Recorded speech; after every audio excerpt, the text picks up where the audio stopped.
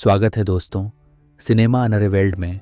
आज हम जिस फिल्म पर बात करेंगे वो है इफ़। तो चलिए सफ़र शुरू करते हैं। 2 साल की एक लड़की बी अपने पिता के हार्ट सर्जरी का इंतज़ार करते समय अपनी दादी मार्गरेट के साथ रहने आती है। ये वही अस्पताल है जहां उसकी माँ का निधन हो गया था।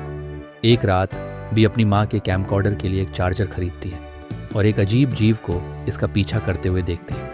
अगले दिन बी फिर से उस जीव को देखती है, लेकिन इस बार वह एक आदमी के साथ होता है। बी उनका पीछा करती है और एक घर में जाती है जहां वह आदमी, जिसका नाम कैल है, एक बड़े प्यारे बैंगनी जीव को इकट्ठा करता है जिसका नाम ब्लू है। जल्द ही एक तितली जैसे जीव जिसका नाम ब्लॉसम है प्रकट होती है और बी तुरंत बेहोश हो जाती है। जब वह जागती है तो कैल उसे बताता है कि वह आईएफ्स इमेजिनरी फ्रेंड्स के साथ काम कर रहा है ताकि उन्हें अन्य बच्चों के साथ जोड़ा जा सके। बी, जो पहले संदेह में थी, कैल की मदद करने का फैसला करती है। अगले दिन कैल और Bee memory lane retirement home जाते हैं जहां आईएफएस कोनी आइलैंड के नीचे रहते हैं। कैल बी को एक बूढ़े टेडी बियर जिसका नाम लुइस है से मिलवाता है और वह बी को अपनी कल्पना का उपयोग करने के लिए प्रोत्साहित करता है, जिससे कैल नाराज हो जाता है।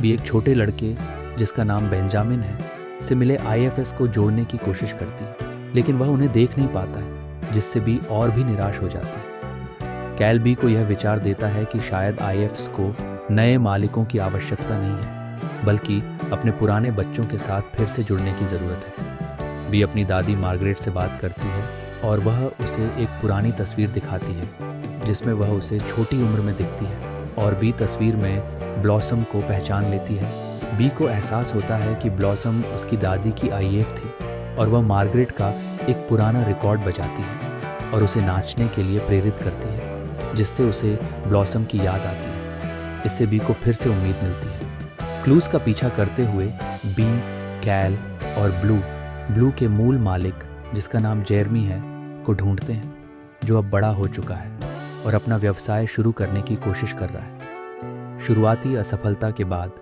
बी और कैल सफलतापूर्वक जेरमी को ब्लू की याद दिलाते हैं और दोनों फिर से मिल जाते हैं। उसी रात बी घर लौटती है और मार्गरेट से बुरी खबर मिलती है कि उसके पिता की सर्जरी गलत हो गई है। बी तुरंत ऊपर जाती है जहां कैल उसे सांत्वना देता है। कैल फिर बी को अस्पताल जाने और अपने पिता को एक कहानी सुनाने के लिए कहता है, तो बी अपने पिता के पास जाती है और वह उसके साथ मस्ती करने की कोशिश करता है, जबकि बी कोशिश करती है कि वह बड़ी हो जाए और कहती है कि उसे अभी भी उनकी ज़रूरत है, जिससे उसके पिता होश में आ जाते हैं। बी अपनी माँ को यह खुशखबरी देने जाती है, लेकिन उसे एहसास होता है कि सभी आईएफ्स चले गए हैं। बी कैल का धन्यवाद करने जाती है, लेकिन कोई जवाब नहीं आता।